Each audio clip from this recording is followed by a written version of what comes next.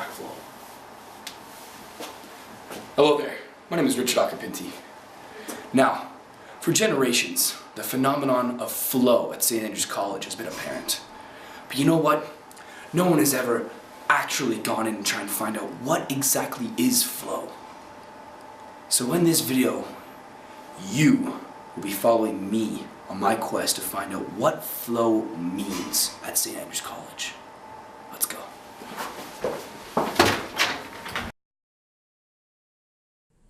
To find out about flow, we had to go to the very beginning. And to do this, we went to Professor Laking, a flowologist who is an expert in his field.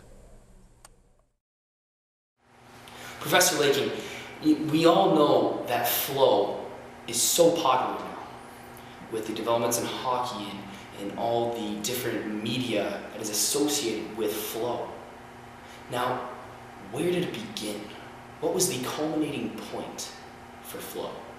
Well, throughout my research and decades of schooling, scholars maintain that it started at about the Jurassic area, Jurassic Park, and it eventually evolved into the Egyptian times with the pharaohs, and then it progressed through the medieval era where it was used as a mating ritual, if you will, as in the mate with the longest flow would attract all the females, and it's just grown and increased with popularity since then.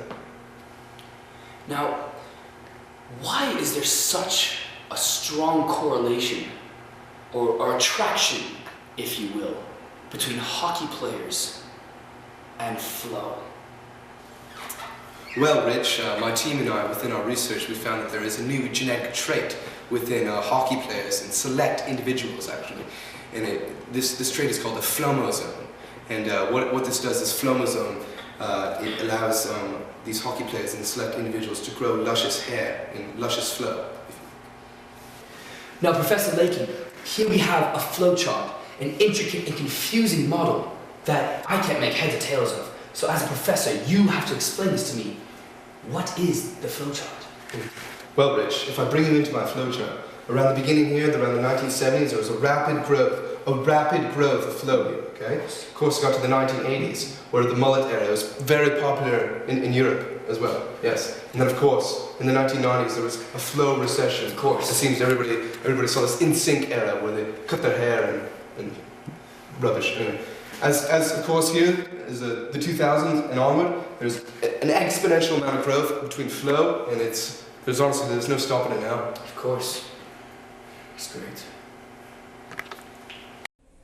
After meeting with Professor Laking, we wanted to see one of these so-called special individuals. So we met with Andrew Kerr, a member of the non-hockey flow community, and he had some considerable insight into the depths of non-hockey flow. Now, Andrew, many people know that good hair is associated with hockey and hockey players. Now, you, for one, have excellent hair, or flow, if you will.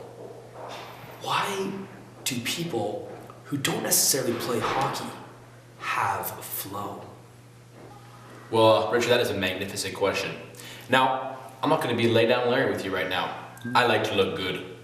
And hockey players with great flow, they look good. So, unfortunately, I don't play hockey. It wasn't for me, I don't do that. But I can grow flow, and I can look good. So that's what I try to do every single day. I wake up in the morning, I get my comb out, and I do my flow up good.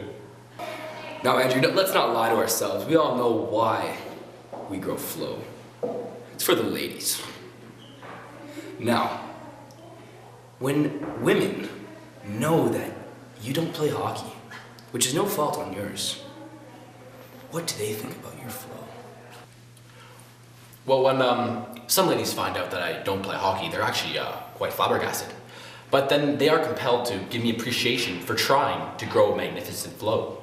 But funny thing, some girls actually try to touch it or stroke my flow, but I never let them touch it, ever. Now, to answer this question, we knew we had to go to the most reliable source that we could find. And this is meeting with Leland DeLangley and Daniel Barker, of course. Now, we want to find out the answer to the age-old question.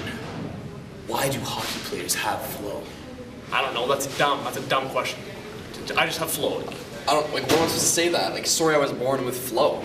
I mean, Like, It's not my fault I'm good looking. I don't know why hockey players have it. Why does the rain fall? I don't know. That's dumb. It's great analysis, Dan. Now another question we must ask.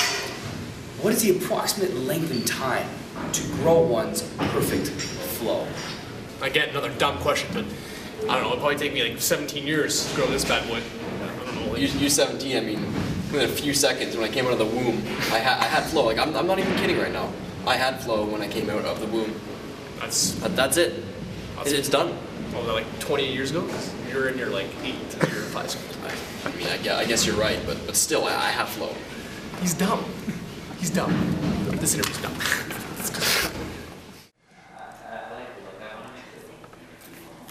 Well, there you have it. The significance of flow at St. Andrews College. This is Richard Occhipinti, signing off. I have a mullet.